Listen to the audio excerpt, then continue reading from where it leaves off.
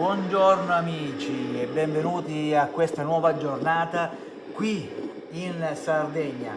Oggi andremo a vedere un museo un po' particolare, è chiamato il Museo del Banditismo, anche se viene chiamato dalla guida più che altro Museo della Legalità. Noi siamo sempre in compagnia degli altri motociclisti, gli altri winger, oltre agli amici winger ci sono anche altri amici, come sempre, come al solito la giornata si presenta un po' nuvolosa, ma comunque calda e piacevole. Ragazzi, dopo la sigla, via!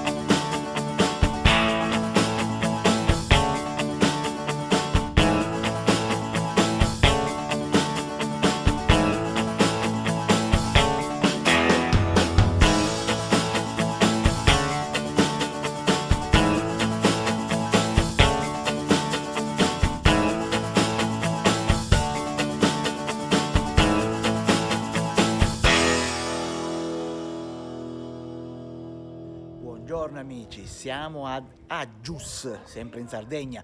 Aggius significherebbe senza legge, perché gius sarebbe la legge, quindi Aggius senza legge. E qui c'è un famosissimo museo, un museo del banditismo, che andremo a vedere.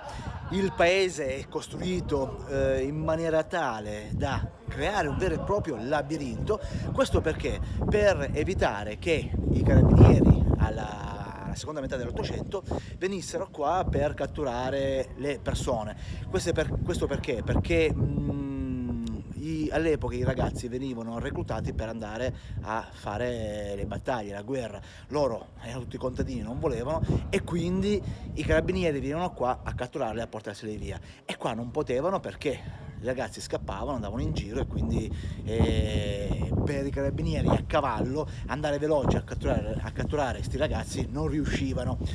Ecco perché questo paesino qua è un po' particolare. Comunque noi adesso lo andiamo a vedere e man mano vi faccio vedere qualcosa di particolare.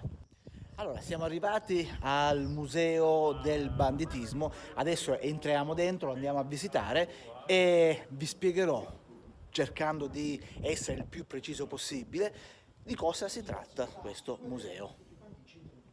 Ovviamente Luigi è bravo a raccontare il museo del banditismo o della legalità. Luigi è bravo, sa quello che vuole, sa come raccontarlo.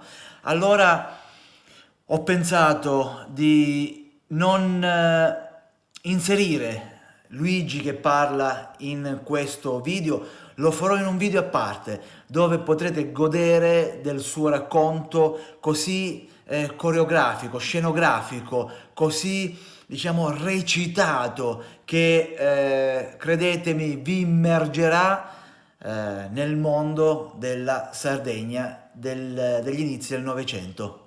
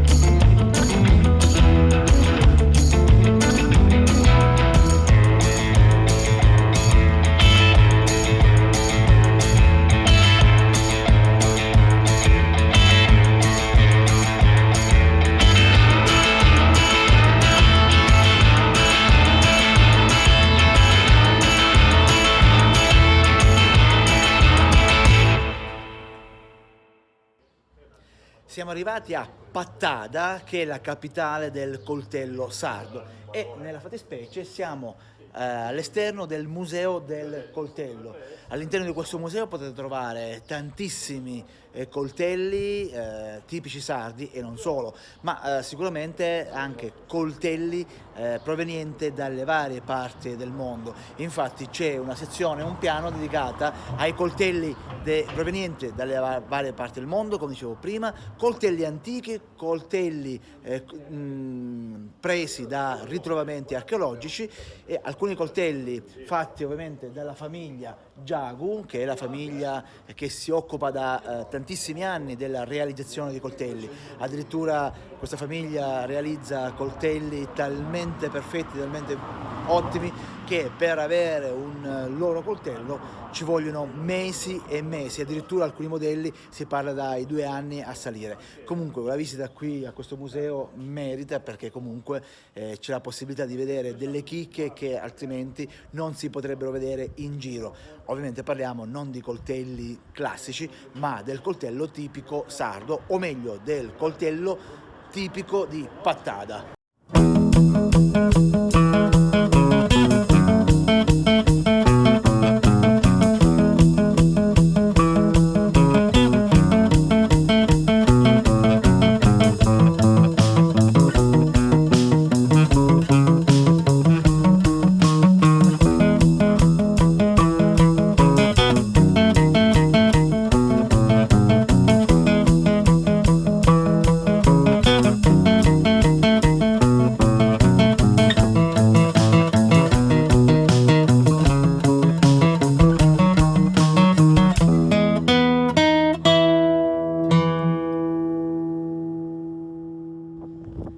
Ed è finita anche la penultima giornata di vacanza qui in Sardegna. Devo dire oggi è una giornata un po' sottotono, perché la giornata è stata accompagnata da tanto vento che ci ha disturbato e quindi non eravamo a pieno delle nostre, diciamo, capacità motociclistiche.